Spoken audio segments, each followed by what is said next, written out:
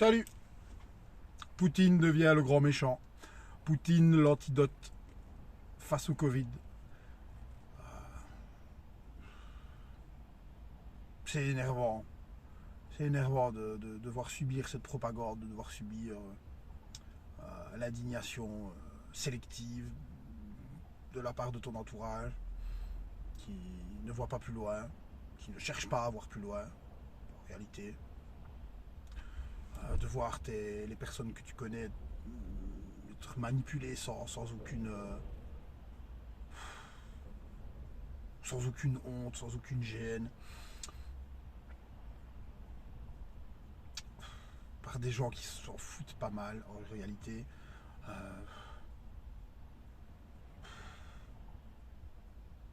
Les Russes ne sont pas des enfants de cœur, c'est sûr. Poutine, c'est pas ton pote.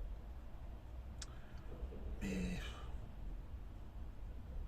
lorsqu'une autre puissance située beaucoup plus à l'ouest, que je ne nommerai pas, bombarde et tue des centaines de milliers de civils dans plusieurs pays, on peut citer la Yougoslavie, il y a déjà un moment, ensuite l'Irak, ensuite la Libye et la Syrie, pas de problème. C'était pour renverser des dictateurs, donc ça passe très bien.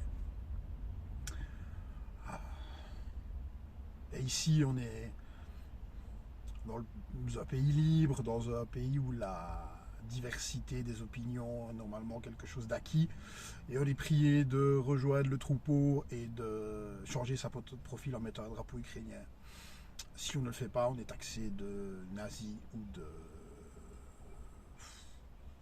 de déchets de l'humanité.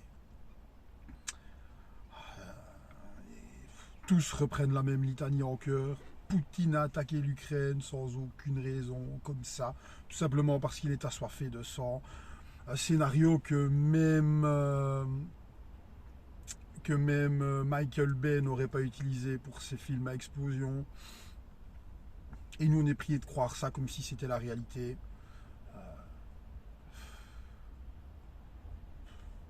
J'en peux plus, tout simplement. J'en peux plus. Pourtant, quiconque s'intéresse au sujet, ne serait-ce que 2 minutes, trouve les réponses sur Internet. Poutine, c'est pas un enfant de cœur. Poutine, c'est pas ton pote. Néanmoins, il n'a pas attaqué l'Ukraine pour rien. Évidemment, je déplore les morts qu'il y aura en Ukraine. C'est un fait. Qu'on n'essaie pas de faire passer les gens qui doutent pour des personnes sans cœur. Mais cette obligation de réagir par l'émotion, elle me sort par tous les trous et je ne suis pas le seul. Mais voilà. Le pouvoir sait qu'il y aura assez de chiens de garde pour approuver sa thèse et taper sur ceux qui ne pensent pas pareil. On a vu personne s'indigner lorsque l'Ukraine bombardait les régions du Donbass, celles qui ont été reconnues indépendantes récemment. Moi-même, je ne m'indignais pas non plus, puisqu'on avait d'autres chats à fouetter. Je dois l'avouer, c'était quelque chose pour lequel je ne m'intéressais pas beaucoup. Je savais qu'il y avait des magouilles lorsqu'on expliquait que Poutine avait annexé la Crimée, qui ne demandait soi-disant qu'à être libre, alors qu'en réalité les Criméens sont quasiment tous russophones et désiraient d'eux-mêmes rejoindre la Russie. Mais dans la tête d'un occidental, c'est pas évident à concevoir que sa vision du monde n'est pas universelle et que les parties du monde qui n'y sont pas encore attachées, en fait, rêvent de l'être.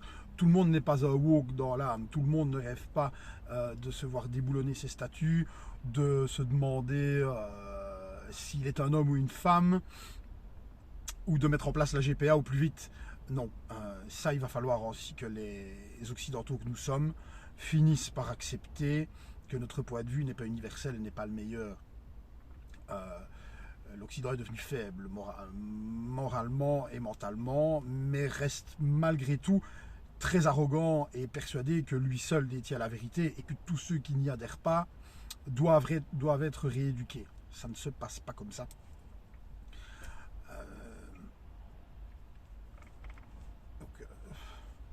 Dire que Poutine n'a pas non plus été attaqué l'Ukraine pour protéger les régions du Donbass.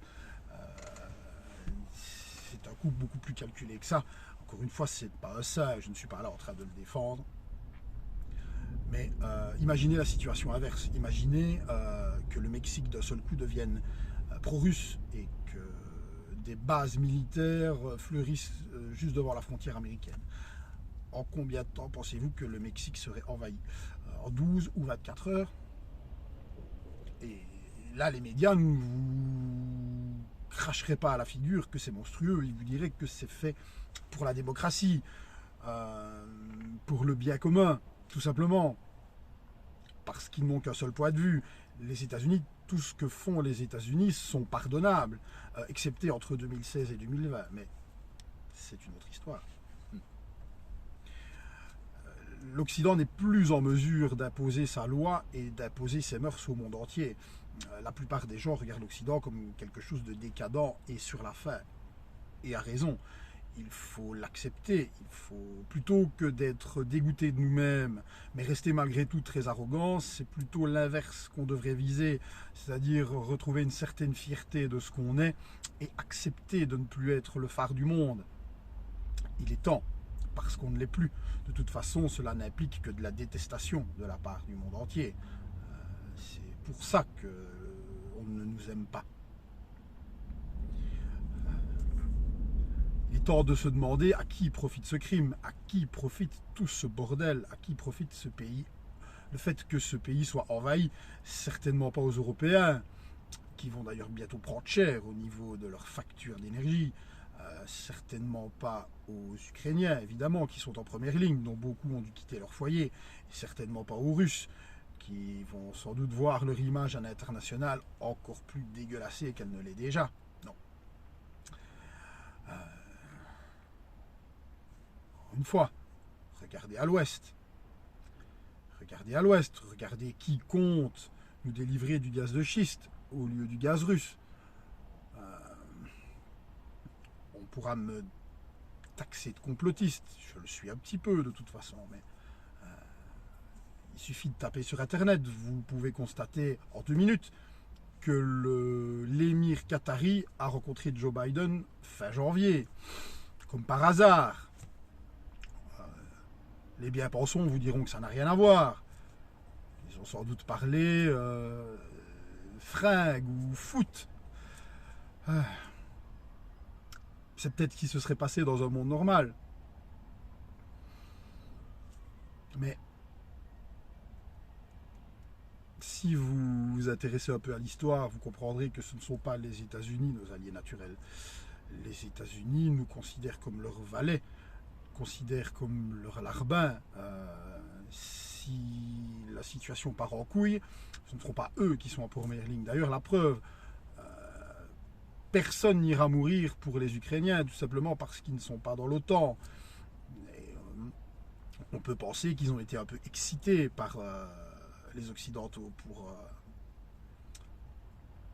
pour pouvoir se permettre de faire les grandes gueules face à la Russie. Sauf que maintenant, ils deviennent clairement les dindons de la farce, puisque ni les pays européens, ni les États-Unis n'iront mourir pour eux. D'ailleurs, il n'y en a aucune obligation, parce que, encore une fois, ils ne sont pas dans l'OTAN, ce qui veut dire qu'ils n'ont aucune obligation de riposter en cas d'agression. Et ça, Poutine le savait. Maintenant, on peut voir sur les réseaux sociaux des gens confortablement installés dans leur salon, demandant à ce qu'on envoie l'armée, qu'est-ce que vous attendez, allez délivrer ces pauvres gens. Moi j'ai des amis dans l'armée, je n'ai pas du tout envie qu'ils aillent se frotter aux Russes, je n'ai pas du tout envie qu'ils aillent mourir là-bas. Ceux qui, comme l'a expliqué le président ukrainien, qui s'attendait sans doute à voir les Occidentaux débarquer, je trouve ça... ils ne connaissaient pas encore la perfidie dont on pouvait faire preuve, apparemment. Ben, ils n'ont qu'à y aller eux-mêmes. Ils n'ont qu'à aller eux-mêmes délivrer ces Ukrainiens pour lesquels ils sont, mais à juste titre, pour lesquels ils se sentent solidaires à juste titre. Parce que le peuple n'a rien demandé. Le peuple va crever alors qu'il est innocent. Mais il faut obligatoirement finir par se détourner de ce que la télé raconte. Parce qu'elle ne vous donnera que le point de vue qu'elle veut bien. Si elle ne veut pas que vous sachiez quelque chose, elle ne vous le dira pas. Non, il faut faire l'effort d'aller chercher soi-même. Ça ne prend pas longtemps, mais il y a une démarche à faire. Et ils savent très bien que la plupart des gens n'iront pas. On espère qu'avec le temps, les analyses se feront plus franches et passer cette émotion assez malsaine, je suis désolé. On n'a pas le droit de s'indigner pour des gens et pas pour d'autres. On espère que la raison reprendra le pas sur l'émotion, qui sont les pires ennemis l'un de l'autre. Voilà, je l'ai fait courte. Maintenant, je pourrais parler de l'élargissement de l'OTAN, qui ne devait normalement pas dépasser l'Allemagne. Mais bon, les Américains et les promesses, ça fait deux.